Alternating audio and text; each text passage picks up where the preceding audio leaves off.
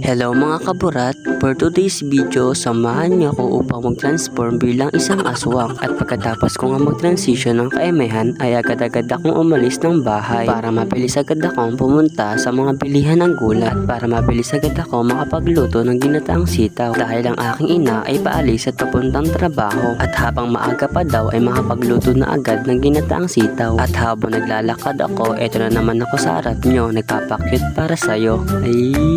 At dahil sobrang init ng panahon, binilisan ko ng paglalakad ko para naman makapunta ako sa bahay nyo at maging baby mo.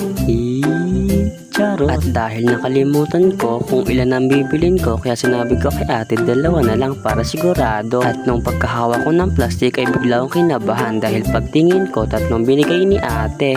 Dahil tatlong binigay ni ate, humanda ka na para i-depensa ang iyong sarili. At pagkatapos ay tumungo na ako sa bilihan ng bigas. Kung mapapansin mo ay nag-iba na ako ng direction kasi nga papunta na ako sa bahay nyo para bibihin mo.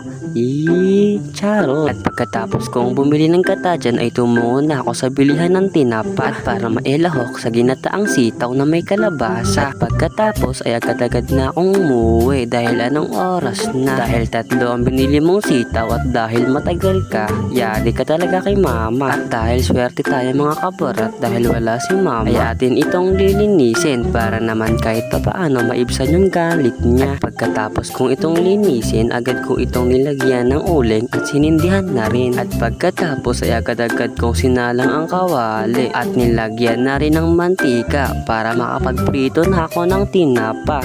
Panlahok mamaya sa kalabasa, pampalinong ng mata para pag kinain ko to ay makita ko ang iyong halaga. Ganun yun. At pagkatapos maluto yung ilalim ay agad-agad ko itong babaliktarin at para kahit papaano ay maluto na rin yung ilalim. Pagkatapos kong itong lutuin ay agad-agad ko itong hahanguin para naman hindi masunog yung ating tinapa. At pagkatapos kong itong hanguin ay nilagyan ko na ng wangba pati na rin sibuyas, pampabango at pampasarap ng luto ko. At nilagyan ko na rin pala yan ng luya. At pagkatapos ikisa ay susunod ko na rin yung sitaw at kalabasa, pampalinaw ng mata para makita mo yung tunay kong halaga. At pagkatapos ay halo-haluin lang natin. At pagkatapos haluin ay isusunod na natin ang pangalawang gata. Pagkatapos atin itong tusok-tusokin at takpan na rin syempre. At pagkatapos nilagyan ni mama ng unang gata at isusunod na ang mga pampalasa. Pagkatapos nilagyan ni mama ng magic sarap at ang buong magic sarap ay nilahat ni mama. Pagkatapos nilagyan na rin pala yan ng asin ni mama para daw sumarap yung luto niya galing kamay niya.